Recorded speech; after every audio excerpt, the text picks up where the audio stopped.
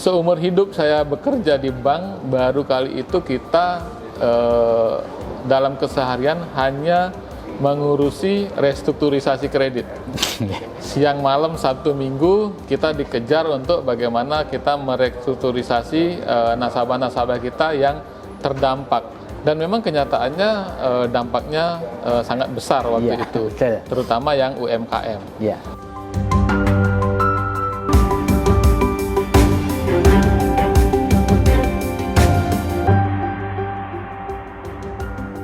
Assalamualaikum warahmatullahi wabarakatuh. Salam damai sejahtera buat kita semua. Om Swastiastu, Namo Buddhaya, dan salam kebajikan. Saya Febi Mahendra Putra, Direktur Pemberitaan Tribun Network. Kali ini berada di sebuah ruangan, di sebuah gedung milik PT Bank Mandiri Tbk.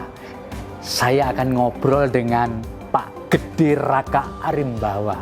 Beliau adalah Regional Chief Executive Officer PT Bank Mandiri Tbk Region 8 atau Jawa 3 yang wilayah kerjanya meliputi Jawa Timur. Apa yang mau kita obrolin adalah bagaimana dunia perbankan, terutama Bank Mandiri, dalam menghadapi pandemi COVID-19 di wave pertama maupun di wave kedua. Karena kita mengalami 2 kali serangan COVID-19. Oleh karena itu nanti kita akan ngobrol banyak bagaimana strategi beliau dalam menghadapi pagebluk besar ini. Ayo kita bersama-sama bertemu dengan Pak I Gede Raka Arimbawa.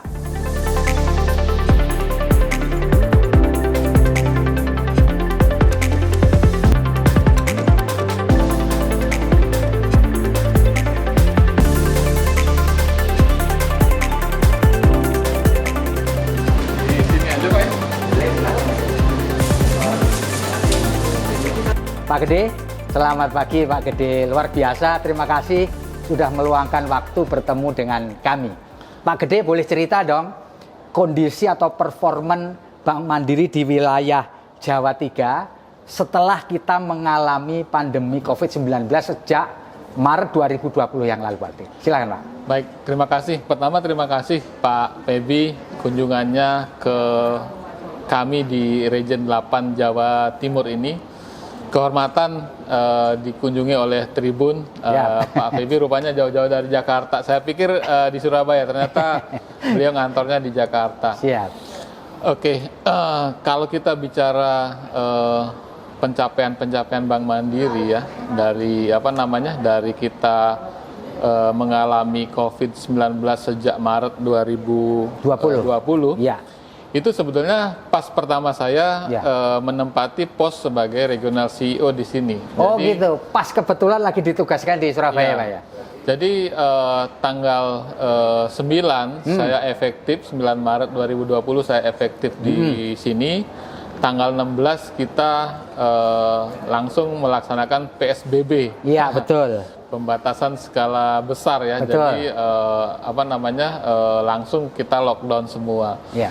Memang di awal kita merasa bahwa ini nggak akan lama. Tadinya kita berpikir seperti itu. Awalnya pendek-pendek aja gitu ya? Pendek-pendek aja. Kita pikir ini nggak akan lama gitu ya. Tapi ternyata kenyataannya sudah 1,5 tahun ya kita lalui dan belum berakhir sampai dengan saat ini. Waktu itu kalau kita lihat suasananya memang seperti ekonomi kita udah langsung nancep turun gitu ya. Dan seumur hidup saya bekerja di bank, baru kali itu kita dalam keseharian hanya mengurusi restrukturisasi kredit. Siang malam Sabtu Minggu kita dikejar untuk bagaimana kita merestrukturisasi nasabah-nasabah kita yang terdampak. Dan memang kenyataannya dampaknya sangat besar waktu itu, terutama yang UMKM, gitu ya.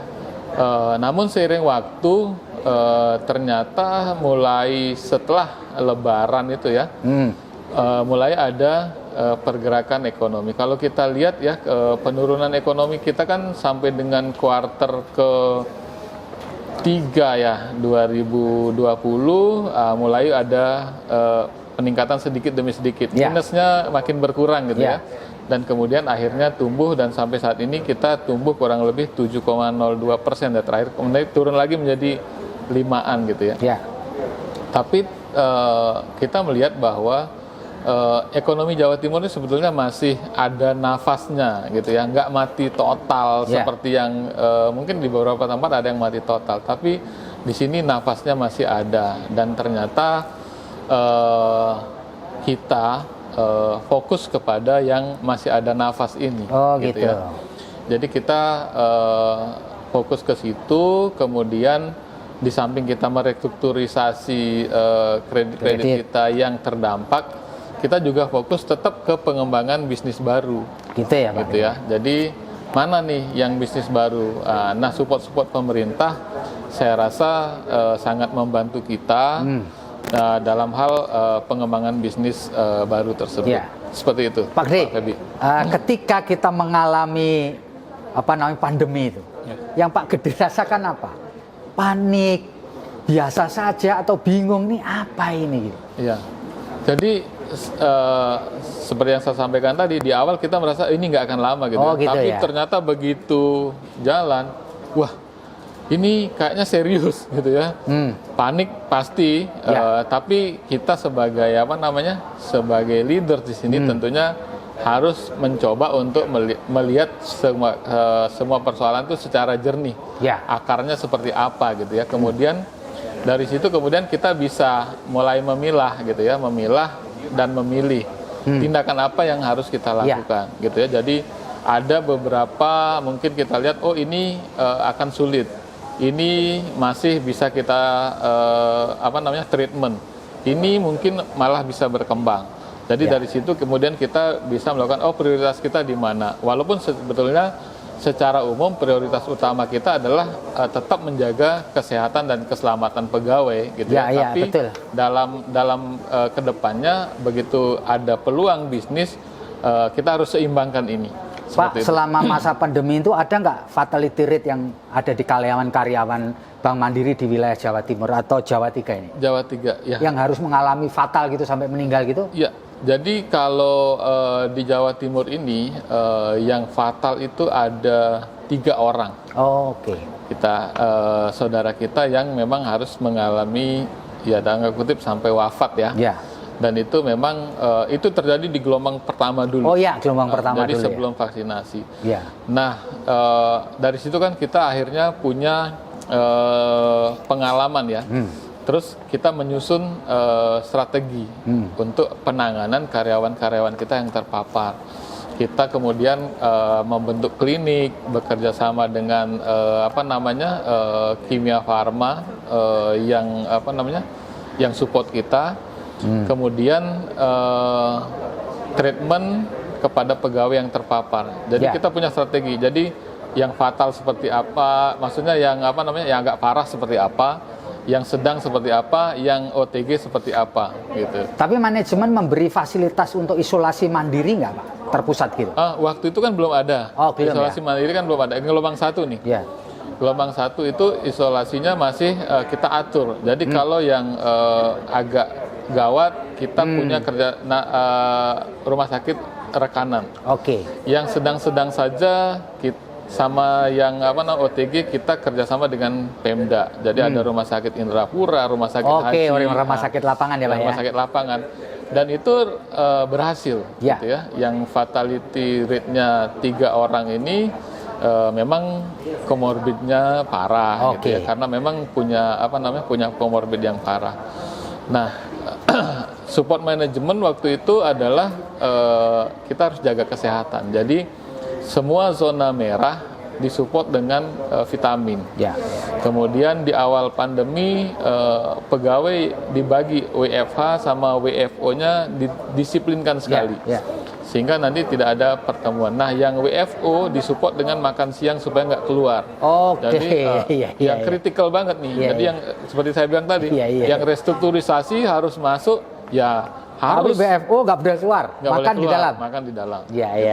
Nah, itu penularannya relatifly lebih bagus. Nah, pada saat di jeda itu antara gelombang 1 gelombang 2 kita vaksinasi seluruh pegawai kita.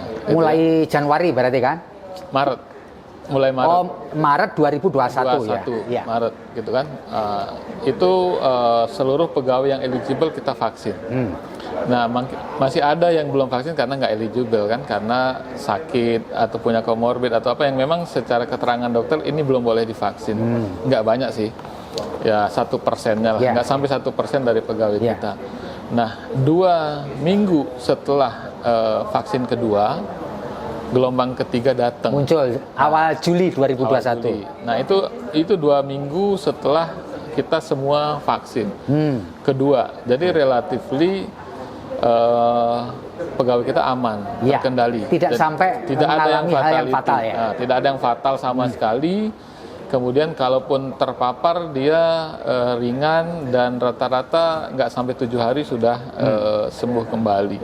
Jadi itu kuncinya memang vaksinasi. Vaksinasi ternyata banyak membantu ya Pak Gede ya. Betul, sangat efektif. Keselamatan para karyawan dan keluarganya. Pak Gede bisa cerita nggak di banyak bank konon selama masa pandemi ini over liquid. Artinya banyak orang menyimpan tetapi untuk penggunaannya termasuk untuk kreditur baru, debitur baru maksud saya, hampir nyaris kecil sekali. Bagaimana dengan situasi di Bank Mandiri Region 8 ini? Ya, kalau kita bicara over liquid secara umum iya. Kenapa over liquid? Jadi seperti karakteristiknya perusahaan kan dia akan melihat peluang ya. Jadi kalau saat ini mungkin dia menjalankan bisnis itu resikonya terlalu besar. Betul. Nanti dia akan menunda dulu. Nah, selama ini yang duit ini yang dalam bentuknya itu bukan uang sebetulnya. Selama ini kan dalam bentuk stok, bahan baku, dalam bentuk piutang ke pihak ketiga gitu ya.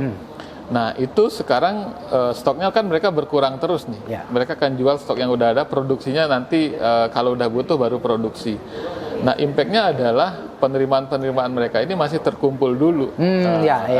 Tapi saya yakin nggak lama lagi setelah ini mereka akan digunakan lagi. Kemudian demikian juga di kredit. Sebetulnya penyaluran kredit baru juga jalan. Namun kredit-kredit yang existing, yang selama ini menggunakan kreditnya untuk berproduksi, mereka stop dulu berproduksi atau berkurang lah. Jadi pemakaiannya itu mungkin 10-20% dari limit. Selama ini mungkin penuh. Jadi kesannya memang likuiditas itu banyak dibandingkan dengan baki debitnya pinjaman. Walaupun secara limit sebetulnya limit kita nambah-nambah terus gitu ya, tapi penggunaannya memang ini yang masih belum optimal karena yang existing udah punya limit dia hanya pakai 10-20% dulu karena produksinya belum maksimal seperti itu. Nah, kalau prediksi kita mungkin kedepannya ini akan mulai menyeimbangkan. Di satu sisi penggunaan kredit akan ada lagi. Di satu sisi dana yang tadinya tersimpan juga akan mulai digunakan. Jadi akan ada semacam keseimbangan lah, mendekati lagi seperti itu. Pak Gede, selama proses pandemi Maret 2020 sampai 2021 ini, itu apa Pak? Serapan kreditnya yang terbanyak apa? Serapan kredit terbanyak karena kita kita seperti tadi saya sampaikan, kita memilih gitu ya. Akhirnya kita maju sekarang ini pertama. Yang masih bisa jalan di sektor UMKM itu adalah yang sifatnya kebutuhan pokok. Jadi untuk kredit mikro larinya masih ke sana, sama pertanian. Gitu ya Pak ya? Pertanian itu terutama ya padi, sayur mayur itu masih bisa, terus peternakan kecil. Jadi growth-nya masih ada ya? Masih ada, itu satu. Yang kedua, perusahaan yang berorientasi ekspor yang masih malah berkembang itu adalah berkaitan dengan furniture, sama frozen food, hasil laut. Itu kan dia terus naik tuh volumenya kan gitu kan. Nah, selama pandemi malah bertambah karena ekspornya di Eropa dan Amerika kebutuhan itu naik. Orang WFH itu ganti-ganti furniture dan makannya lebih banyak. Nah, kita mensupport ke supply chain-nya mereka. Nah, jadi kita penyalurannya ke situ. Jadi karena kemarin misalnya kebutuhan modalnya 100 gitu ya, sekarang kan naik nih. Likuiditas mereka kan juga sebetulnya menjadi lebih ketat. Nah selama ini antara dia sebagai produsen dengan supply chain-nya ini kan bayarnya tempo gitu kan. Nah ini kan akan memperpanjang tempo sehingga likuiditas yang di sini tuh ketat, jadi suplainya terhambat. Nah kita jembatani di sini, kita fasilitasi. Nah itulah yang menyebabkan perputarannya makin tinggi. Nah disinilah penyaluran kredit kita itu larinya ke situ saat ini gitu ya. Kemudian yang kedua, kita memanfaatkan insentif dari pemerintah, PPN untuk yang properti. Ya, betul. Kan? Nah di situ juga kita banyak masuk juga di situ. Akhirnya itu pengaruh nggak Pak Gede? Pengaruh. Insentif pemerintah terhadap pajak pertambahan nilai untuk properti itu? Sangat ya.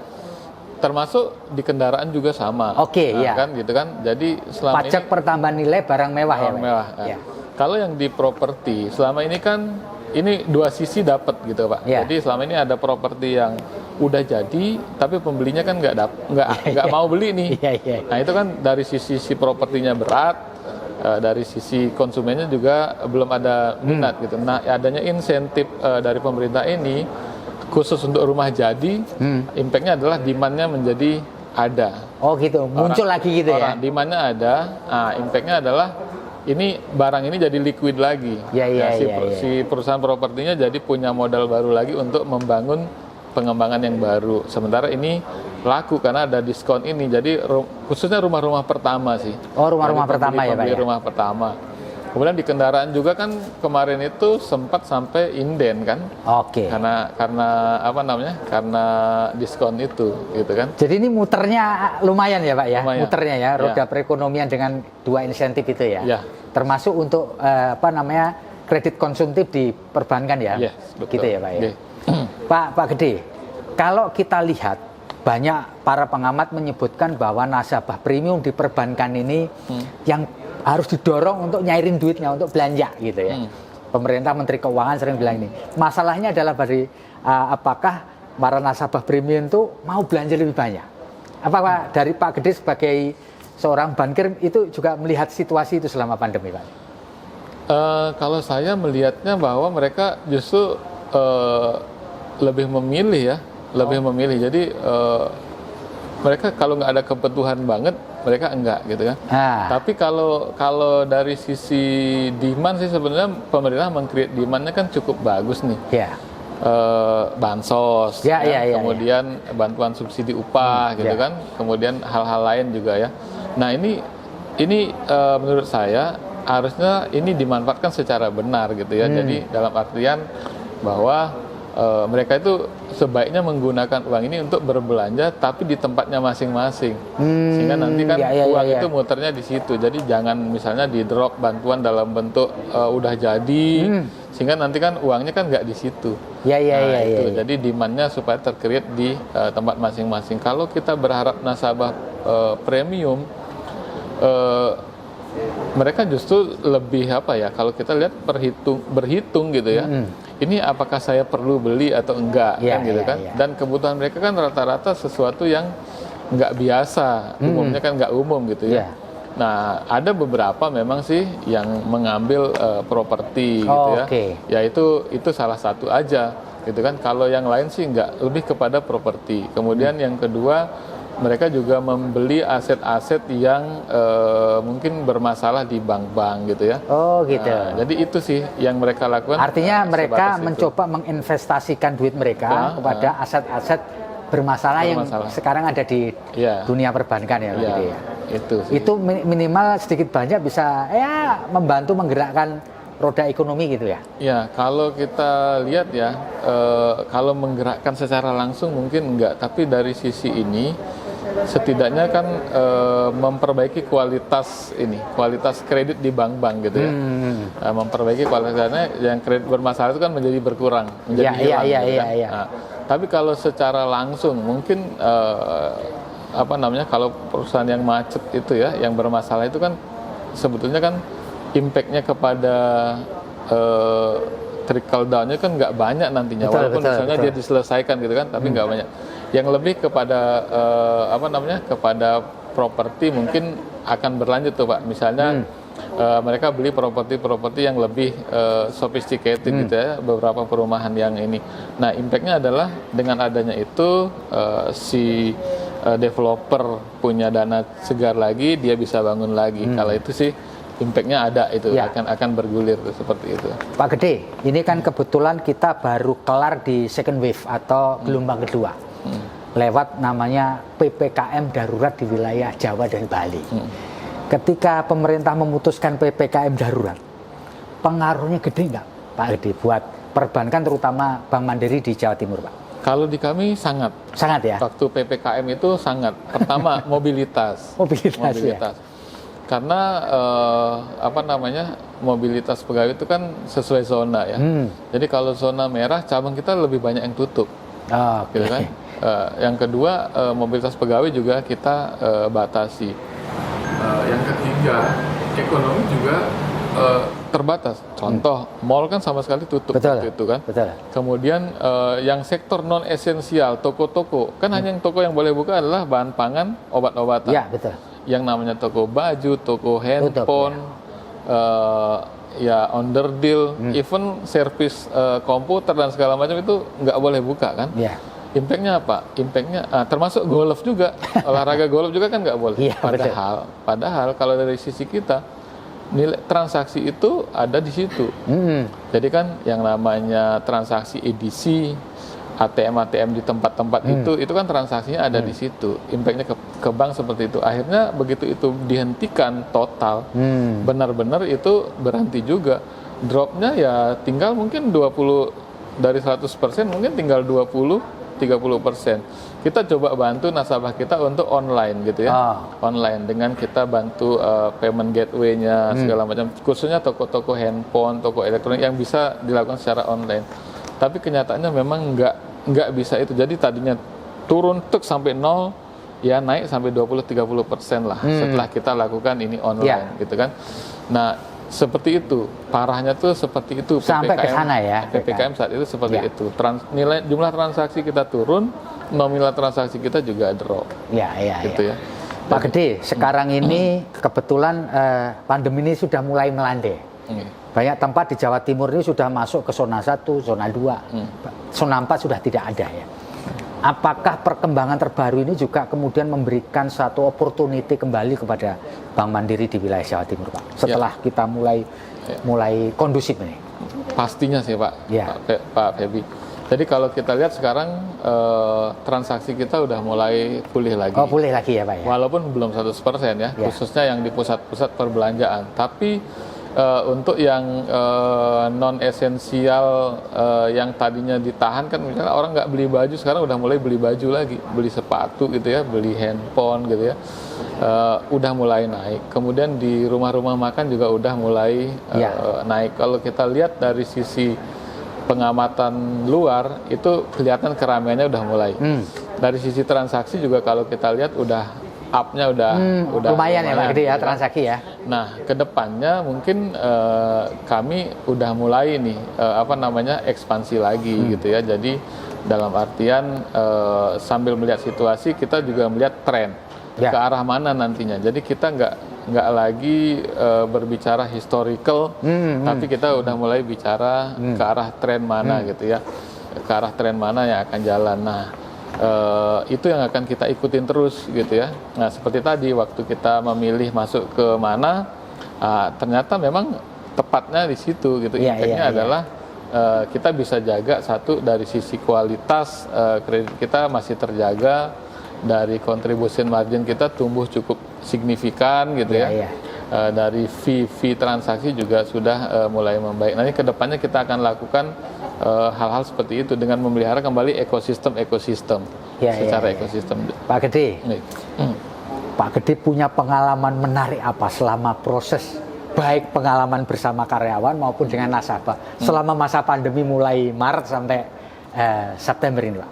Punya pengalaman menarik apa Pak selama masa pandemi? Apa gitu? Selama pandemi ya, kalau kita lihat sih selama pandemi adalah kita bagaimana berjuang bersama ya. Kalau kita lihat pada saat kita menghadapi gelombang pandemi ini dengan karyawan, kita mesti butuh komunikasi yang clear dan tegas sehingga mereka itu bisa tahu kondisi real yang mereka hadapi. Karena kalau mereka nggak tahu kondisi real yang dihadapi, perilaku dan ininya akan tidak terkendali. Nah, pada saat kondisi pandemi ini, kita lakukan komunikasi yang sangat intens dan terstruktur, Pak ya, Pak Feby. Jadi misalnya gini, kita membuat kelompok 1-4. Apa itu? Jadi kelompok 1-4, satu orang dengan 3 anggota. Oh, gitu. Jadi 1-4, satu orang dengan 3. Jadi berempat nih kita kelompok. Nah, setiap hari pemimpin kelompok ini mesti menyampaikan hal-hal yang berkaitan dengan kewaspadaan COVID untuk diterapkan di pegawai dan keluarga.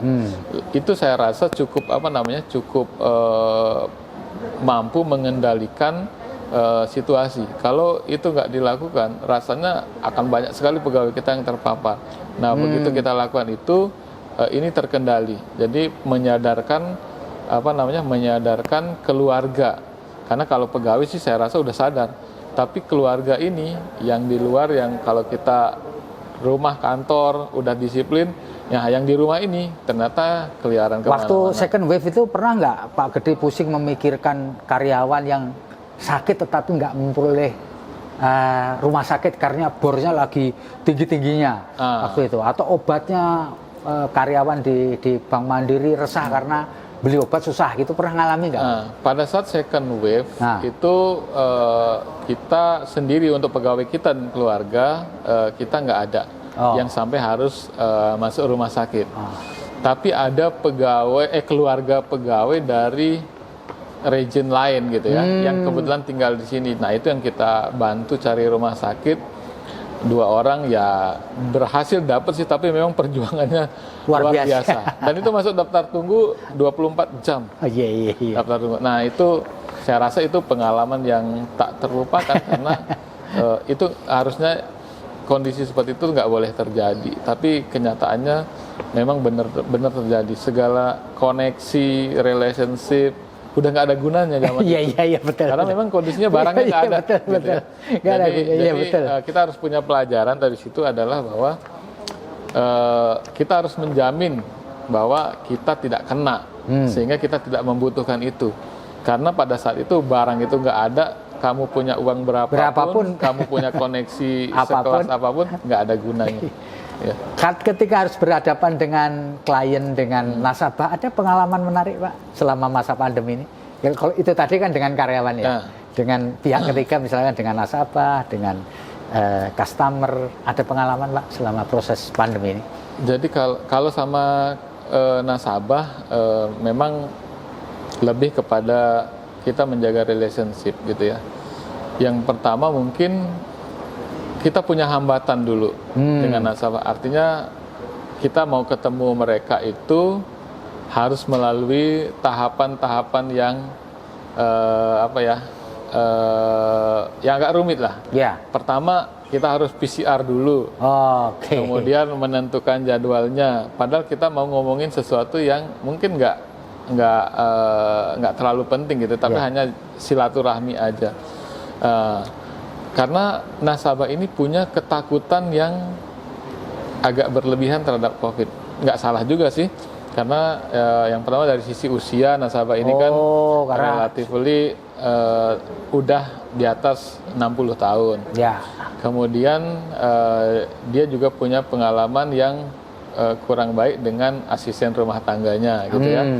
Impactnya adalah pada saat kita mau ketemu untuk silaturahmi, dia menerapkan syarat-syarat yang ketat. Syarat yang ketat. Tapi begitu kita penuhi, kita bisa temui dan sejak saat itu kemudian kita relatif mudah ketemu. Relatif mudah ketemu. Kemudian yang kedua udah nggak pakai syarat PCR lagi, karena kita sudah pernah ketemu dan sudah cerita sama dia bagaimana kita menjaga protokol kesehatan di tempat kita. Termasuk vaksin tadi ya? Termasuk vaksin. Dulu belum vaksin tuh Pak, malah. Waktu kejadian itu belum vaksin. Nah, setelah vaksin itu juga salah satunya mungkin mengurangi ininya dia. Tapi yang jelas karena kita cerita, bagaimana protokol kesehatan diterapkan di tempat kita, termasuk saya menjaga diri saya seperti apa, dan alhamdulillah sampai sekarang saya juga nggak pernah positif gitu ya, nggak pernah kena gitu ya. Itu membuat dia punya trust kepada kita bahwa oh orang ini protokol kesehatannya ketat sama dengan saya gitu kan. Jadi kalau misalnya orang ini datang, ya udah nggak usah PCR lah karena aman dia ya, udah melakukan protokol kesehatan yang sama. Mungkin seperti itu sih Pak. Jadi ada trust karena kita menerapkan protokol-protokol yang sama dengan yang distandarkan. Pak Gede, sepanjang masa pandemi ini, apakah waktu libur dan waktu tidur Bapak ini berkurang apa enggak? Terutama waktu libur, berkurang nggak? Kalau di awal dulu iya. Oh, waktu liburnya kurang ya? Waktu libur dan waktu tidurnya kurang karena kita fokus ke restrukturisasi ya. Tapi setelah itu berjalan, ya saya mulai lakukan memanage dengan baik gitu ya. Bisa mulai adaptasi lah gitu adaptasi. Ya? Jadi pertama ya waktu tidur ya jam 10, jam 11 mesti udah tidur karena itu berkaitan dengan imunitas. Ya, betul. Saya harus jaga itu. Gitu kan. Dan kedua di Sabtu Minggu memang sebisa mungkin saya tidak melakukan kegiatan yang berkaitan dengan kantor. Oh gitu. Tapi lebih kepada bagaimana menjaga relationship dengan nasabah-nasabah yang memang kadang-kadang bisa ditemuinya di Sabtu Minggu itu. Lebih bersifat leisure lah sama mereka. Jadi saya manage-nya seperti itu. Jadi sekalian kita leisure, sekalian juga jaga relationship dengan stakeholder dan nasabah-nasabah kita. Pak Gede, ini di ujung ngobrol kita ini saya kepingin Pak Gede cerita mengenai diri Pak Gede sendiri. Lahir di mana, sekolahnya SD di mana, SMP di mana, SMA di mana, perguruan tinggi di mana, lalu karirnya bagaimana? Silakan Pak Gede. Oke, makasih Pak Feby. Ini kalau kita bicara biografi ya, saya lahir di Pupuan, Tabanan, Bali.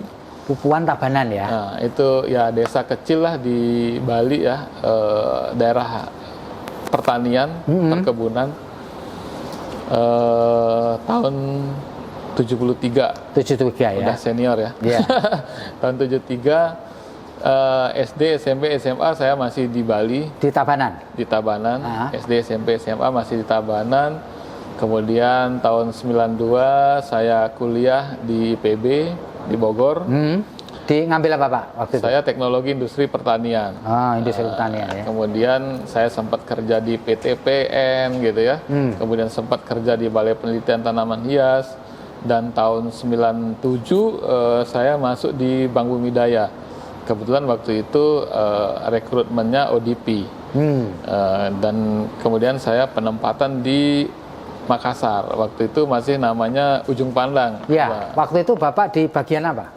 Saya di Bank Bumi Daya itu. Di Bank Bumi Daya pertama saya di kredit mengelola perkebunan. Oh, jadi agak mirip-mirip dengan ilmunya ya, Pak ya. Ya, karena kita kredit, kan di sana banyak sawit ya. Di Sulawesi itu. Terus saya juga pernah di trade service ekspor impor gitu ya.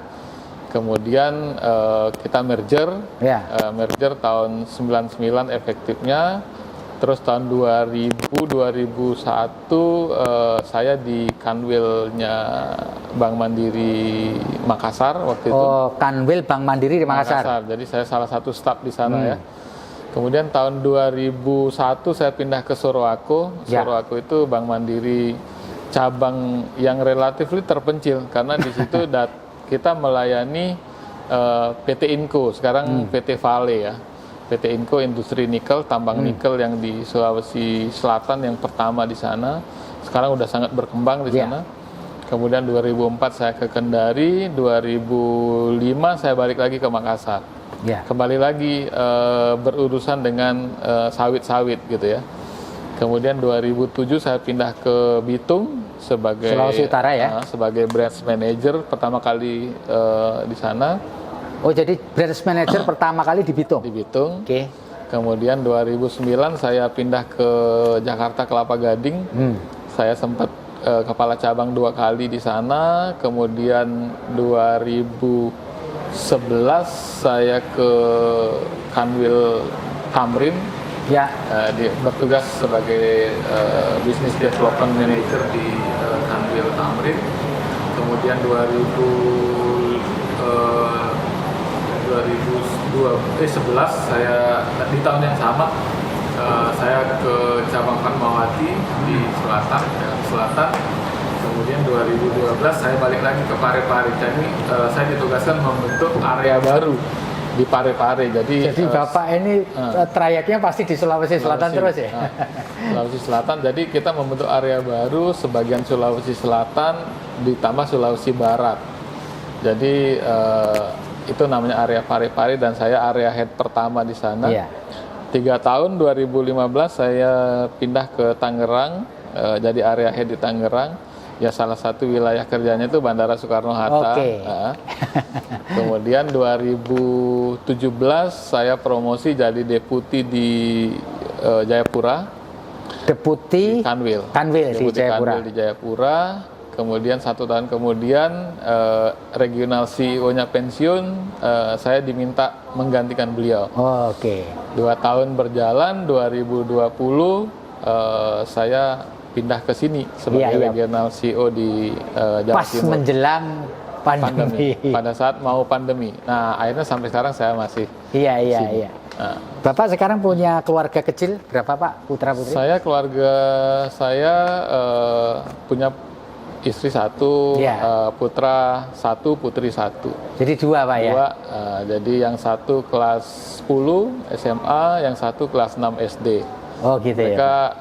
sekolah di Jakarta. Oh sekarang di Jakarta? Ya, kemarin selama pandemi karena online jadi tinggal di Surabaya. Gitu ya. Tapi minggu depan sudah mau offline, jadi minggu kemarin balik ke Jakarta lagi. Oke, Pak, selama karier Bapak sebagai bankir, yang paling mengesankan apa sebagai bankir? Sebenarnya kalau sebagai bankir kepuasannya adalah di saat kita bisa melakukan sesuatu untuk nasabah kita. Oh gitu ya? Ya sebagai contoh misalnya kalau waktu saya di di Makassar gitu ya, waktu saya mengelola perkebunan adalah bagaimana kita membantu nasabah plasma dari inti perkebunan. Oh, gitu ya. nasabah Jadi, plasma ya. bagaimana kita membantu mereka membiayai plasmanya, kemudian mereka berhasil meningkatkan taraf hidup dari situ. Ya disitulah kepuasannya. Itu melakukan proses pendampingan gitu Pak? Enggak? Jadi gini, kan kalau plasma dan inti itu, plasma itu inti itu adalah perkebunan utamanya yang punya pabrik kelapa sawitnya. Plasma ini adalah masyarakat sekitarnya yang mau mengkonversi lahannya menjadi lahan sawit untuk dipasok ke sini. Nah ini kita biayai. Nah begitu kita biayai ini, kemudian mereka menghasilkan, mereka kerja digaji oleh ini, tapi hasilnya dijual ke sana dan mereka dapat profit dari situ. Nah ini kan meningkatkan taraf hidup mereka ya. Nah, jadi banyak yang yang tadinya hanya petani kecil terus berkembang menjadi relatif lebih sejahtera, menyekolahkan anaknya lebih tinggi.